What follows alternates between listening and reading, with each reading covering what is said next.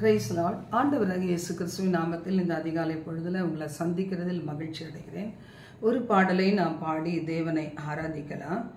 பாதம் ஒன்றே வேண்டும், இந்த பாரில் எனக்கு மற்றேதும் வேண்டாம். பாதம் ஒன்றே வேண்டும், நாதனை துங்கமே வேதனை பொங்குன காதலுடன் துய தூதர் தொழும் செய்ய. நாதனை துங்கமே வேதனை பொங்குன காதலுடன் துய தூதர் தொழும் செய்ய. பாதம் ஒன்றே வேண்டும், சீரும் புயலினால் வாரிதி பொங்கிட பாரில் நடந்தார் போல் நீர்மேல் நடந்தவும். பாதம் ஒன்றே வேண்டும், இந்த பாரில் எனக்கு மற்றேதும் வேண்டாம். பாதம் ஒன்றே வேண்டும்,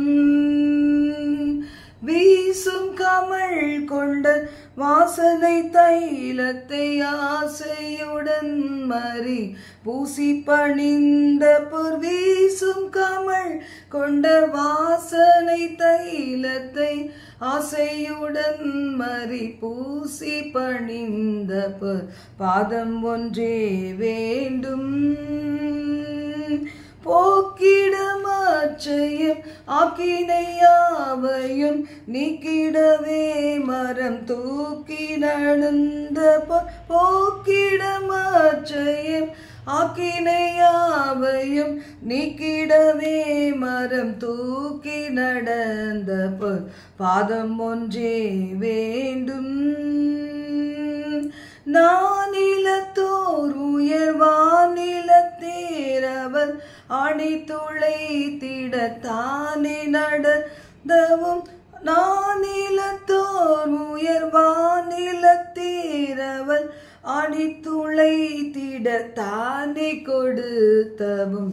பாதம் ஒன்றே வேண்டும், பாதமடைந்தவர் காதரவாய் பிரசாதம் அருள் இயேசுநாதனே என்றும். பாதமடைந்தவர் காதரவாய் பிரசாதம் அருள் இயேசுநாதனே என்றும்.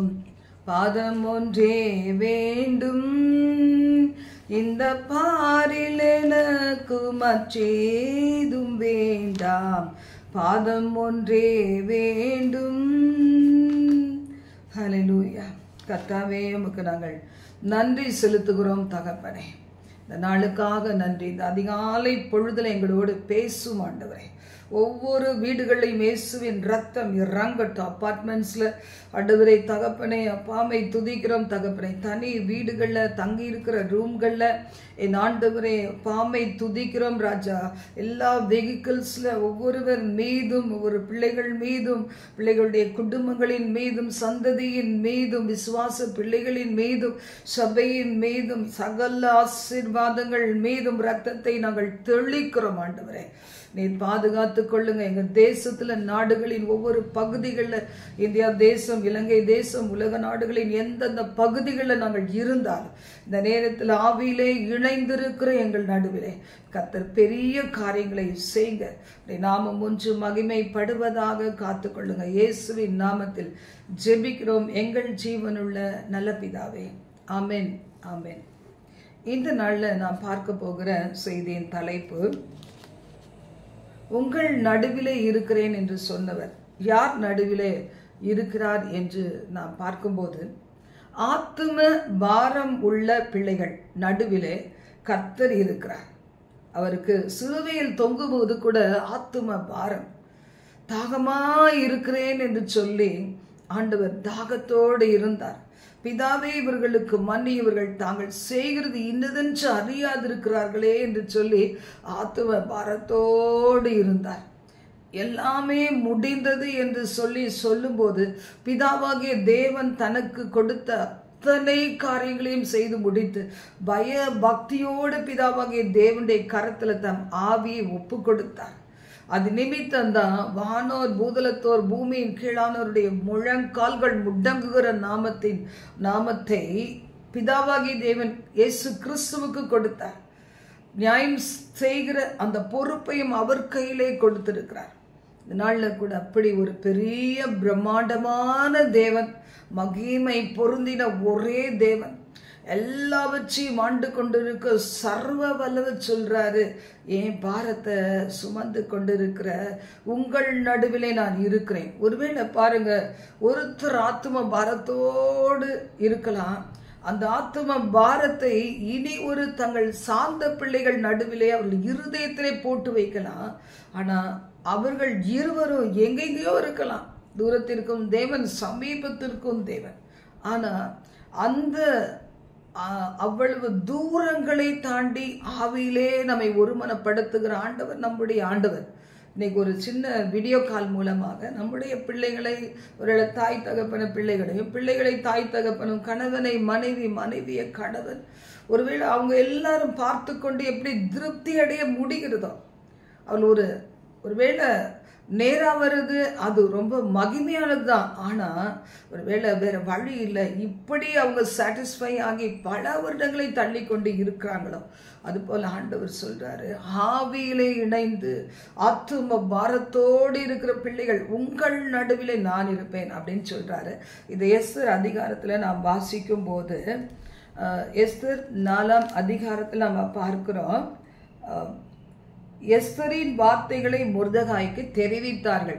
இதுல 13ஆம் வசனம் முதல் மொர்தெகாய் எஸ்தருக்கு திரும்ப சொல்ல சொன்னது, நீ ராஜாவின் அரண்மனையில் இருக்கிறதினால் நீ மற்ற யூதர்கள் தப்பக்கூடாதிருக்க நீ தப்புவாய் என்று உன் மனதிலே நினைவு கொள்ளாதே. நீ இந்த காலத்திலே மௌனமாய் இருந்தால் யூதருக்கு களிப்பும் சகாயமும் ரட்சிப்பும் வேறொரு இடத்திலிருந்து எழும்பும். அப்பொழுது நீயும் உன் தகப்பன் குடும்பத்தாரும் அழிவீர்கள். நீ இப்படிப்பட்ட காலத்துக்கு உதவியாய் இருக்கும்படி உனக்கு ராஜமேன்மை கிடைத்திருக்கலாமே, யாருக்கு தெரியும் என்று சொல்ல சொன்னான். இதுல 14 வரைக்கும் நம்ம வாசித்து இருக்கிறோம். அப்போ இந்த இடத்துல பாருங்க, மொர்தெகாய்க்கு ஒரு பாரம் வந்தது. இந்த நாட்கள்ல நான் ஒரு இடத்துல ஊழியத்திற்கு போயிருக்கும் போது, ஒரு காட்டேஜ் பிரேயருக்கு போயிருக்கும் போது அங்க அநேகர் கூடி இருந்தாங்க. அப்போ அவர்களிடத்துல கேட்டேன், முக்கால்வாசி லேடிஸ் தான். அவர்களிடத்துல கேட்கும்போது, உங்களுக்கெல்லாம் ஒரு பாரம் இருக்குதா, என்ன பாரம், எதை குறித்து பாரம் அப்படி இருக்கிறது என்று சொல்லும்போது அநேக காரியங்களை குறித்து பாரமுடையவர்களாக காணப்பட்டாங்க. அப்ப பாருங்க, அவர்களுடைய சூழ்நிலைகளை போல பாதிக்கப்பட்ட பிள்ளைகளை பார்க்கும்போது பாரம். என்னை ஒரு ஆசை பாரம்பரியத்திலிருந்து கர்த்தர் வெளியே கொண்டு வந்து சத்தியத்தை கொடுத்து ஆவியானவரால் நிறைத்து நடத்தி கொண்டு இருக்கிறதுனால இந்த ஆசை பாரம்பரியத்தில் உள்ளவங்களை பார்க்கும் போதே பாரம். அதே மாதிரி என் ஹஸ்பண்ட் CSIல இருந்து அவள் பாரம்பரியமாய் பெருசா வளர்க்கப்படாட்டாலும் அந்த ஒரு பிடிவாதத்துல இருந்து அவள் மரிக்கு முன்னாடி ஒரு 9 வருஷத்துக்கு முன்னாடி அவர் முழுகி ஞானஸ்தானம் பெற்று பாவங்களை விட்டு விட்டதை நான் பார்க்கும்போது, அப்படிப்பட்டவளை நினைக்கும் போது ஒரு பாரம். ஊழியத்திலே பல தரப்பட்ட வாலிப பிள்ளைகளுடைய வாழ்க்கையை சீரழிந்து கொண்டிருக்கும் போது ஒரு பாரம். அது போல கேட்டுக்கொண்டிருக்கிற உங்களுக்கு கூட அந்த நாள்ல நாங்கள் கூடியிருக்கும் போது இருந்த ஜனங்கள் எங்கள் நடுவில் வித்தியாசமான பாரம் இருந்தது போல உங்களுக்கும் இருக்கலாம். ஆண்டவர் சொல்றாரு, அந்த பாரம் உடைய உன்னுடைய நடுவிலே நீ தனியா இருக்கலாம், ஆனா உன்னோடு கூட ஒரு நல்ல ஆவிக்குரிய ஃப்ரெண்டை நம்ம தெரிந்து எடுக்கணும்.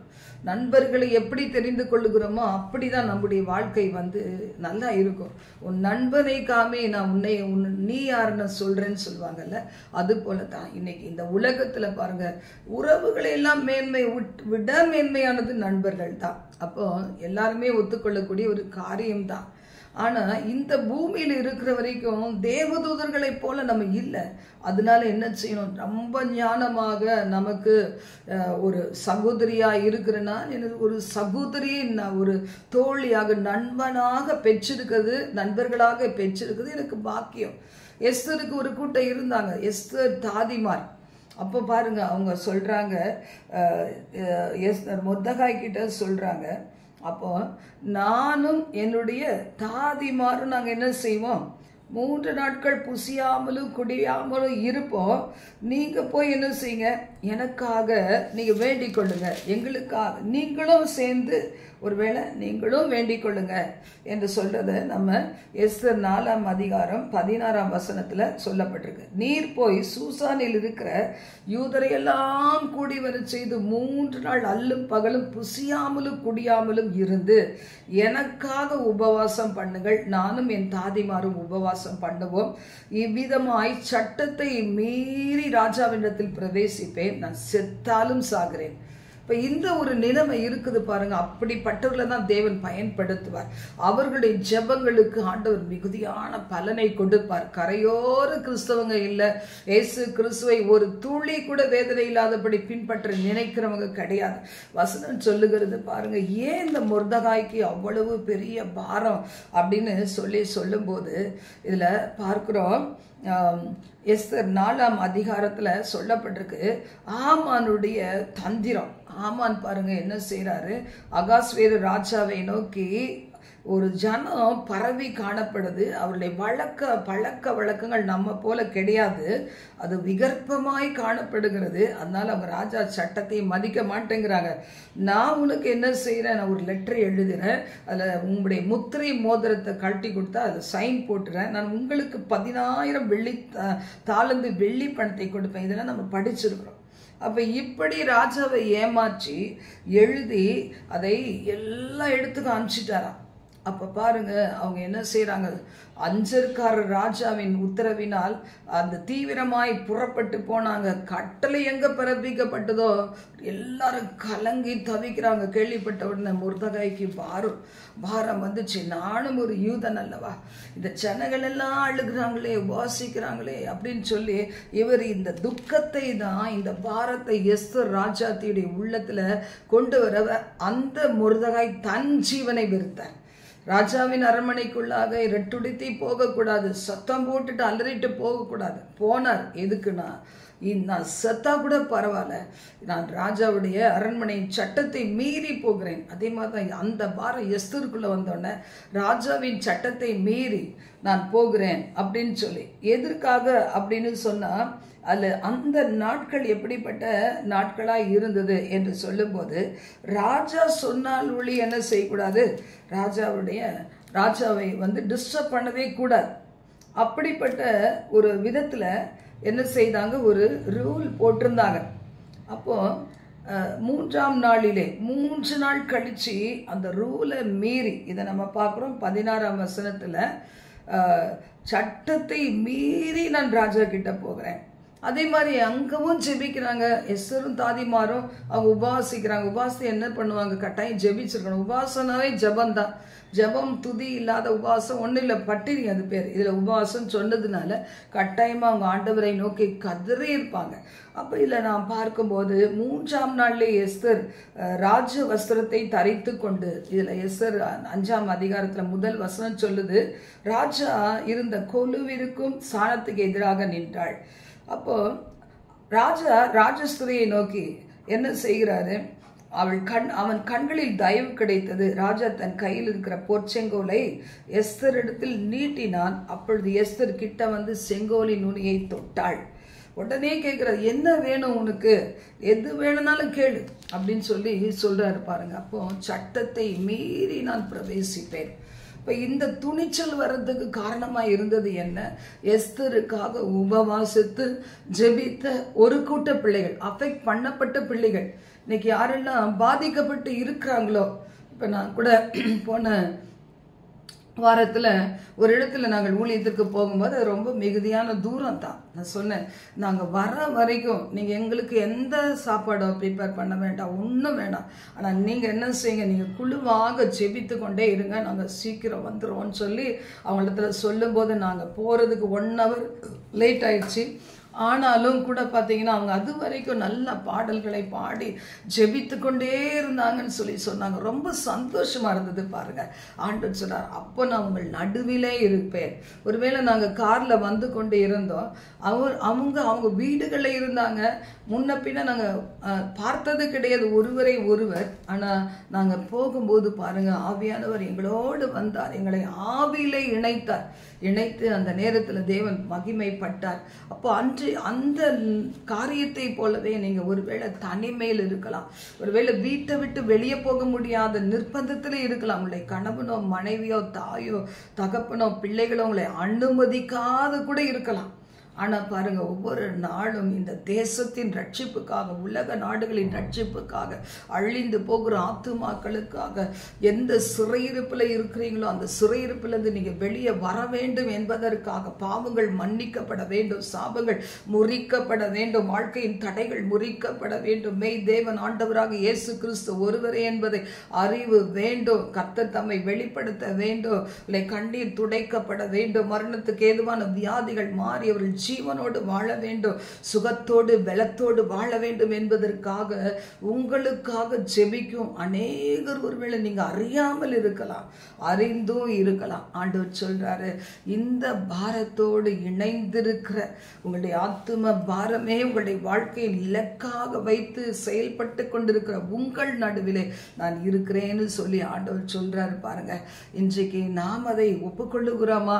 தூரத்திற்கும் தேவன், சமீபத்திற்கும் தேவன். 100க்கு அதிபதியுடைய வேலைக்காரனுடைய மகன், அவன் வியாதி படுக்க, அதுவும் மரணத்துக்கு ஏதுவான வியாதி படுக்கையில போராடி கொண்டிருக்கும் போது இயேசு கூட வில்லிங்கா இருக்கிறார், உன் வீட்டுக்கு வரேன். 100க்கு அதிபதி சொல்றாரு, ஆண்டவரே நீ திரளான ஜனங்களுக்கு இப்ப ஆசீர்வாதமாக வேண்டும், இந்த நேரத்தில் எங்களுடைய வீட்டுக்கு நீங்க வரணும்னு கூட அவசியம் இல்லை, ஒரே ஒரு வார்த்தை சொல்லும், என்னுடைய வேலைக்காரனுடைய மகன் பிழைப்பான் சொல்லி அவர் சொன்ன அந்த நொடி பொழுதுல சுகமடைந்ததை கண்டு வீட்டுக்கு திரும்பும் போது அவன் தேவனை மகிமைப்படுத்தினார் என்று சொல்லி வேதத்துல வாசிக்கிறோம்.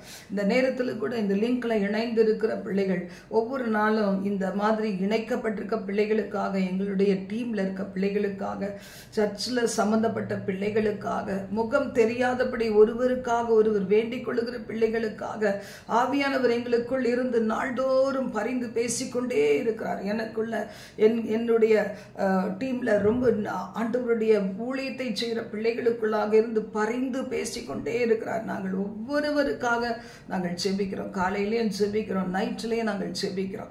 இதை தவிர என் பர்சனல் பிரேயர்ல எல்லாம் அவருடைய அப்படி ஒரு பிக்சராக ஆவியானவர் காண்பிக்கும் போது அவர்களுக்காக பாரத்தோடு நம்ம செபிக்கிறோம். ஒருவருக்காக ஒருவர், குடும்பத்தில் இருந்தாலும் சரி, சபைக்குள்ள இருந்தாலும், ஒருவேளை பார்க்க முடியாத தூரத்துல பிரிந்திருந்தாலும், ஒருவேளை நிர்பந்தமான நிலைமையினால ஒருவர் ஒரு நாட்டுல இன்னொருத்தர் இனி ஒரு நாட்டுல இருக்கலாம், இப்படி எவ்வளவு தூரத்துல இருந்தாலும் சரி, ஆண்டவர் என்ன செய்கிறார்? உங்களுக்கு வெற்றியை கொடுப்பார்.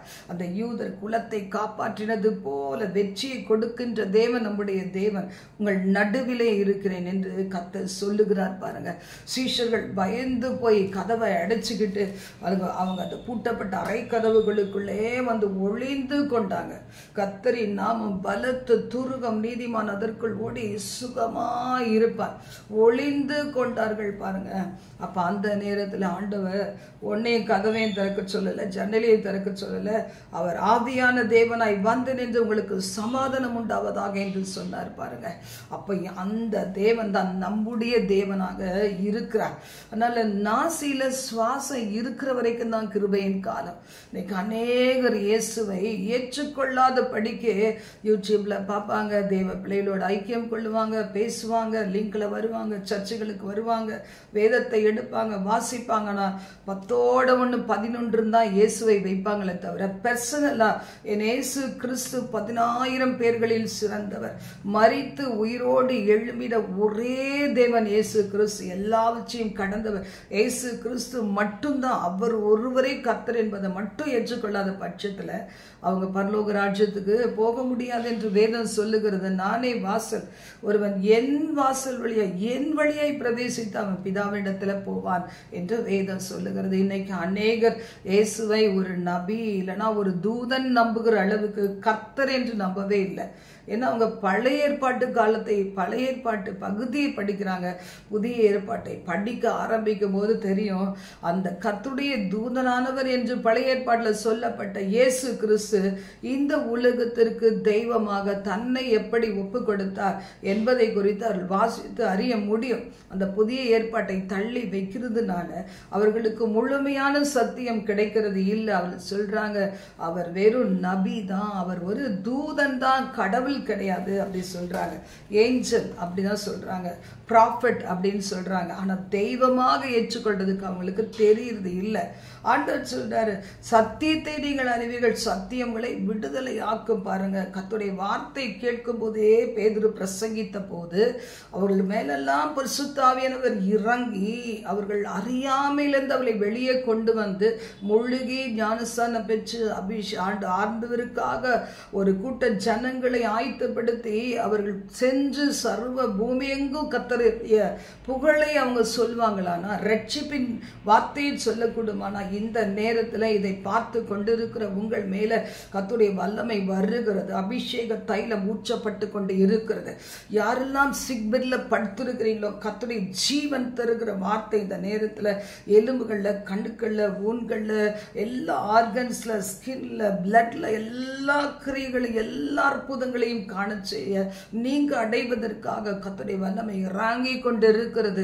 ஆண்டவர் சொல்றார், நீ ஆத்தும பாரத்தோட சில பேர் ஐசியூல ஜனங்கள் இருக்க தங்களுக்கு அருமையானவர்கள் இயேசுவை ஏற்றுக்கொள்ளவில்லையே, மறித்து விட்டார், நரகத்துக்கு போயிடுவாங்களே, ஒருவேளை அவங்களால முடியாத பெயின்ல ஒருவேளை கர்த்தரை மறுதலிச்சுட்டா நரகத்துக்கு போயிடுவாங்களே, இந்த கடன் சுமை, பொருளாதார நெருக்கடிகள் நடுவில் ஒருவேளை சூசைட் பண்ணிக்கிட்டா அவங்க நரகத்துக்கு போயிடுவாங்களே, இந்த நிமிஷம் அவளுடைய தேவைகள் சந்திக்கப்படாவிட்டா அவளை இருதயம் தாங்கிக் கொள்ள முடியாதே என்று சொல்லி யாரெல்லாம் அழுது புலம்பிக் கொண்டு இருக்கிறார்களோ அவர்களோடு ஆவியானவர் ஒன்றாய் இணைந்து விடுவார். ஆண்டவராகிய கர்த்தர் சொல்லுகிறாரு பாருங்க, தாவீதை என் இருதயத்துக்கு ஏற்றவனாக காண்கிறேன். ஒரு மோசேயை சொல்றாரு, இவன் தீர்க்கதரிசியில் அதிலும் மேலானவன், அவனுக்கு என்னை முகமுகமாய் வெளிப்படுத்துகிறேன். அப்ரஹாமை பார்த்து சொல்ற, இவன் என்னுடைய நண்பன், நான் என்ன சொன்னாலும் செய்யக்கூடியவன், தன்னுடைய ஜெனரேஷனுக்கு நான் சொல்லுகிற காரியங்களை அவன் சாட்சியாக அறிவிக்க கூடியவன் என்று சொல்லி, நான் செய்ய போறதை நான் அப்ரஹாமுக்கு மறைக்க மாட்டேன், ஷேர் பண்ணுவேன்னு சொல்றாரு பாருங்க. அவர் நம்மோடு கூட ஷேர் பண்றதுக்கு தாம் பாரத்தை நமக்கு கொடுத்து நம்மை வந்து ஒருமனப்படுத்தி ஜெபிக்கிறதுக்கு, ஒருமனப்பட்டு தேவனுக்காக நிற்கிறதுக்கு அவர் ஆவலோடு பார்த்து கொண்டு இருக்கிறார். உங்க தொழில் பிசினஸ்ல கூட அவர் நண்பராக இருந்து ஒரு தொடங்கு முன்னாடி ஆலோசனை கொடுப்பார். அநேகர் என்ன செய்வாங்க, அப்போ அவர் ஆலோசனை கொடுக்கும்போது தள்ளிடுவாங்க, இவங்க இல்லைன்னா தொழில் பண்ணவே முடியாது என்று சொல்லி. என் ஹஸ்பண்ட் கூட பல வருஷங்களுக்கு முன்னாடி அவர் உயிரோடு இருந்த காலங்களில் ஒரு இடத்துல இருந்து வாலண்டரி ரிட்டைர்மெண்ட் கொடுத்து அவங்களை வெளியே அனுப்பிச்சிட்டாங்க பொறாமை நிமித்தமாக. அதுக்கு பிறகு அவங்க என்ன செய்தாங்க, ஒரு குறிப்பிட்ட காலத்தில் அவங்க இந்த மாதிரி அவங்க எந்த இடத்துல வேலை பண்ணாங்களோ அது ஷிப்பிங் கிளியரன்ஸ் அது ஆரம்பிக்கிறதுக்காக அவங்க வந்து பாருங்க, தேவன் சொன்னாரு இந்தந்த ஆட்களை விலைக்கிற இவங்க சரி கிடையாதுன்னு.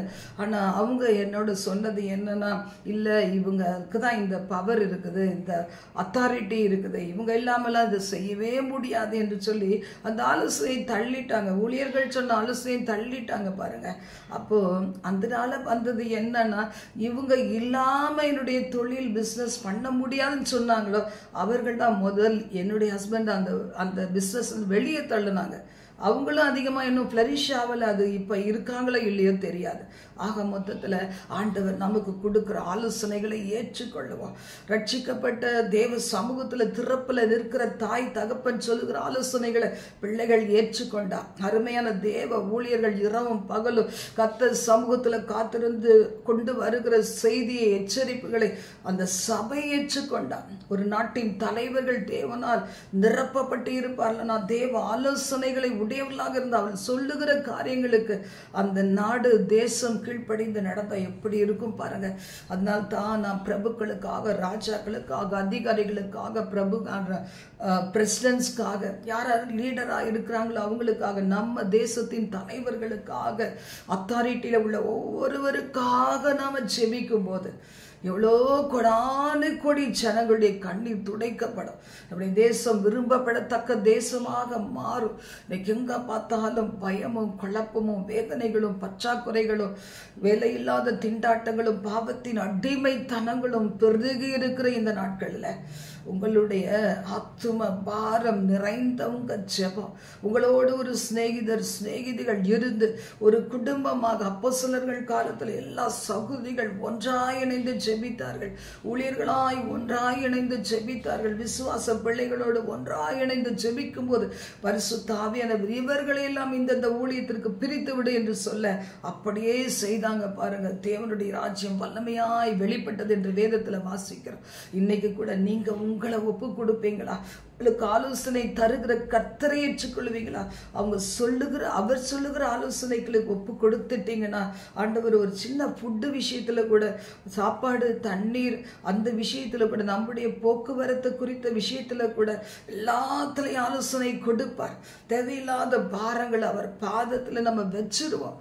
நம்மளால சுமக்க முடியுமா? எத்தனையோ காலம் பல பாரங்களை சுமந்து சுமந்து சுமந்து அதிலேயே வாழ்ந்த எனக்கு இப்பெல்லாம் ஒரு சின்ன துக்கம், ஒரு சின்ன ஏமாற்றம் கூட சகிச்சுக்கவே முடியாது. கஷ்டம் வரும்போது, பாரங்கள் நெருக்கும் போது அதை உதறி போட்டுட்டு நின்னாதான் வாழ முடியுங்கிற நிர்பந்த நிலைமை. ஒருவேளை அந்த ஸ்டேஜுக்கு போறதுக்கு முன்னாடி உங்களுக்கு ஆண்டவர் இந்த நாள் பேசுறாரே, அப்போ அந்த ஒரு பாரத்தோடு மொர்தெகாயை போல ஆண்டவர் உங்களுக்கு என்ன பாரம் அவர் மேலான காரியங்களை குறித்து வச்சிருக்கிறாரோ அதற்கு கீழ்ப்படி நீங்க ஒப்பு கொடுக்கும் போது, எஸ்தரை போல செயல்படும் போது, செத்தா சாவர ஒரே வாழ்க்கை என்று தீர்மானிக்கும் போது பாருங்க, உங்களை கொண்டு தேவன் பல ஆயிரங்களை ரட்சிப்பார், காப்பாற்றுவார், ஃபிளரிஷ் பண்ண வைப்பார், அவரை செழிப்பாக்குவார். அவர்களுக்கு திருமண தடைகளை உடைத்து நீங்கள் ஒரு தாயாக தகப்பனாக நின்று அவர்களை ஆசீர்வதிக்க, அவர்களுக்கு அள்ளி கொடுக்க தேவன் அப்படிப்பட்ட கிருபைகளை தருவார். படிக்க முடியாத பிள்ளைகள் எங்களுடைய ஊழியங்கள்ல வரும்போது பாருங்க, அந்த நாட்கள் என்னுடைய பிள்ளைகள் பட்ட கஷ்டங்களை பார்த்து ஜெபிக்கும் போது, ஆவியானவரோடு இணைந்து அவர்கள் பாரத்தோடு இணைந்து ஜெபிக்கும் போது பார்த்தீங்கன்னா, தேவன் அவர்களை பெரிய உயர்ந்த அடைக்கலத்திலே வைத்து கொண்டு இருக்கிறார். படிக்க வைக்கிறார், அவளை வேலைக்கு போக கிருபைகளை கொடுக்கிறார், நாள்தோறும் பலனை கொடுக்கிறார். 2 மாடி ஏறி வரத்துக்கு எத்தனையோ கால் முட்டி வலி உடையவர்களுக்கு கிருபை கொடுத்து கழுகுக்கு பால இளமையோடு வைத்திருக்கிறார். உங்களையும் ஆண்டவர் சொல்றாரு, இந்த மாதத்துல உங்கள் நடுவிலே நான் இருக்கிறேன்னு சொன்ன தேவன், ஒருவேளை ஆத்தும பாரத்தோடு தகப்பன் ரட்சிக்கப்பட்டிருக்க மாட்டாங்க, ஆவியானவருக்கு எதிர்த்து நிற்பாங்க. தாய் தன் பிள்ளைகளோடு கூட, தகப்பன் தன் பிள்ளைகளோடு கூட எங்கெல்லாம் இணைந்து இருக்கிறாங்களோ, ஒருவேளை ஒருத்தர் பார்க்க முடியாமலே தூரத்துல இருந்து ஒன்றாய் ஆவியில இணைந்திருக்கிறார்களோ, அவர்கள் நடுவிலே இருக்கிற தேவன் எல்லாவித நன்மைகளை கொடுக்க வல்லவர். ஆண்டவரை ஜெபிப்போம், ஆண்டவர்கிட்ட சொல்லுவோம், ஆண்டவர்கிட்ட பேசுவோங்க, பாரத்தை இறக்கி வைங்க, கர்த்தருடைய வசனத்தை விசுவாசிங்க. இந்த நேரத்துல கர்த்தாவே இப்படி ஆண்டவரை தகப்பனை ஒருவேளை தினந்தோறும் ஒருவர் பார்த்துக்கொள்ள முடியாதபடி, ஒருவேளை உம்மால் இணைக்கப்பட்ட தானியலோடு இணைக்கப்பட்ட நண்பர்களை போல அவர்கள் இணைக்கப்பட்டு இருக்கலாம். ஏதோ ஒரு நாள் எல்லாரையும் மீட் பண்ண முடியும், மந்த்லி ஒன்ஸ், இல்ல 6 மாசத்துக்கு ஒரு தடவை, 3 மாசத்துக்கு ஒரு தடவை தான் மீட் பண்ண முடியலாம். இல்ல தினந்தோறும் இப்படிப்பட்ட பிள்ளைகள் இருப்பார்கள். ஆனால் கரம் கோர்த்து திறப்புல நின்று ஜெபிப்பதன் மூலம் அவர்கள் வாழ்க்கையை நீர் கட்டி எழுப்பி, ஊழியங்களை கட்டி எழுப்பி, ஆண்டவரே அப்பா நீர் பொருளாதாரங்களை கட்டி எழுப்பி, குடும்ப வாழ்க்கையை கட்டி எழுப்பி, ஆண்டவரை வேலையடைத்து பாதுகாத்து உயர்ந்த அடைக்கலத்தில் உங்களால் வைக்க முடியாப்பா. அப்படி ஆண்டவரே அவர்களை வாழ்க்கையில ஆவியிலே ஆண்டவரை களி கூறுகிற, ஆவியிலே வளரக்கூடிய, ஆத்துமாவிலே திருப்தியோடு வாழக்கூடிய நிலைமைகளை உண்டு பண்ணி ஆத்துமா வாழ்கிறது போல் எல்லாவற்றிலும் வாழ்ந்து சுகித்திருக்க செய்வீராக. உமது கரத்துல நாங்கள் ஒப்பு கொடுக்கிறோம் தகப்பனே. சாவுக்கு ஏதுவான வியாதிகளை கடிந்து புறப்படுத்துவீராக. மரணத்துக்கு ஏதுவான வியாதிகள் வாழ்நாள் இருக்கிற வரைக்கும் ட்ரீட்மெண்ட் எடுக்கணும்னு சொல்லுகிற அந்த வார்த்தைகளை கடிந்து புறப்படுத்தி உடைய தழும்புகளினால் சுகத்தை கொடுத்தலை, பாவங்களை மன்னித்து, சாபக்கட்டுகளை முறித்து என் ஆண்டவருக்காய் ஜீவனுள்ள நாள் எல்லாம் வாழ்ந்து சுகித்திருக்கும்படி கிருபை தருவீராக.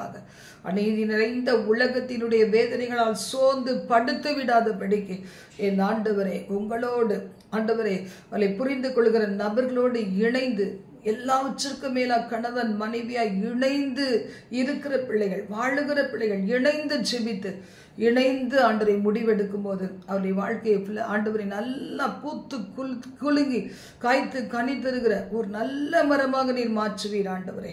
அப்படி ஒவ்வொருவரையும் ஆசீர்வதியும் ஆண்டவரே. இல்லை குடும்ப வாழ்க்கையை நீர் ஆசீர்வதிப்பீராக. பிள்ளைகள் மூலம் சமாதானத்தை பெரிதாக்கி தருவீராக. எங்கள் தேசம் நாடுகள் எங்கள் ஜெபங்களின் மூலமாக ஆசீர்வதிக்கப்பட்டு பாதுகாக்கப்படட்டும். தீமையை பார்க்காத சுத்த கண்ணரே, தீமை எங்கள் தேசத்தை விட்டு உலக நாடுகளை விட்டு விலக்கி விடும். விருத்த சேதனம் இல்லாதனும் அசுத்தனும் இனி உன்னிடத்தில் வரான். துஷ்டன் முழுதும் சங்கரிக்கப்பட்டான் என்ற வார்த்தையின்படி ஒவ்வொருவர் மீது நீ வைத்திருக்கிற அன்பு ஆண்டவரே, அது ஒவ்வொருவரையும் பாதுகாத்துக் கொள்ள வேண்டும் என்று செபிக்கிறப்பா. வானத்தையும் பூமியையும் படைத்த கர்த்தராகிய இயேசு கிறிஸ்துவின் நாமத்தால், தேவனின் நாமத்தினால் இவர்கள் ஆசீர்வதிக்கப்பட்டவர் என்ற முத்திரையை போட்டு வேறு பிரித்து நடத்தும். பாதுகாத்துக் கொள்ளும். எங்கள் சந்ததியின் மீதும் கிருபை இருப்பதாக. நாமம் அன்று மகிமைப்படட்டும். காத்துக்கொள்ளும். இயேசு கிறிஸ்துவின் நாமத்தில் ஜெபிக்கிறோம் பிதாவே. ஆமென். ஆமென். God bless you.